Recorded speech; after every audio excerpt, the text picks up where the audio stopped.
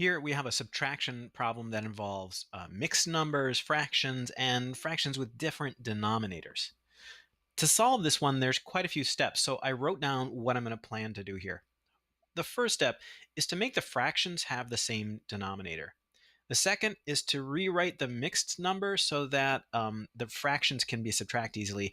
And then after that, all I have to do is the subtraction. So let me show you how this works. First of all, let me write this problem a little bit bigger. So I've got 7 1/2 and minus 5/7. I'm going to ignore the 7 for right now, and I'm just going to focus on these two fractions. I've got 2 as the denominator on the first one and 7 as the denominator on the second one. I want to find a common multiple. So in this case, I think 2 times 7 is going to be my lowest common multiple. If I multiply this one by 7, I'll get 14. If I multiply this one by 2, I'll get 14. So that would make my denominators the same. And of course, what I'm really doing here is I'm multiplying by forms of the number 1. So here I'm going to multiply by 7 over 7. And here I'm going to multiply by 2 over 2. When we do that multiplication, we multiply across the top and across the bottom. So 1 times 7 is 7, and 2 times 7 is 14. And then 5 times 2 is 10, and 2 times 7 is 14. So 7/14 equals 1/2. 10/14 equals 5/7.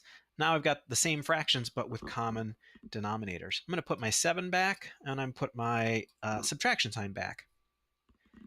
At this point, since I've got a whole number and a fraction here, I would try to do the fraction subtraction part, but 7 minus 10 is going to give me a negative number. So I want to make this fraction bigger than this fraction. One of the things I can do is rewrite this 7. This 7 I can rewrite as 6 plus 1. That's the same thing. And the 1 I can write as 14/14. Any number over itself is 1. So instead of 7 here, I'm going to put 6 plus 14/14, and then I've got my 7/14, right? So I'm going to put together the fraction part now. 14 plus 7 is 21. So this is the same as 6 and 21/14. That right here is the same as this. And now I'm going to put my minus 10/14 on there again. Now it's pretty easy to do the subtraction. I have same denominators for the fraction part. So 21 minus 10 is just 10. So for the fraction, is 11. So for the fraction part, I'm just going to get 11/14. That's good. And I just keep the 6 because there's no number part to subtract from. So the answer is 6 and 11/14.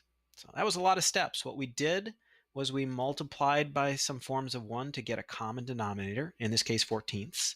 Then we rewrote this 7 as 6 plus 1 and substituted in this 14/14 for the 1, added the fractional parts together, and then used that to make the subtraction work.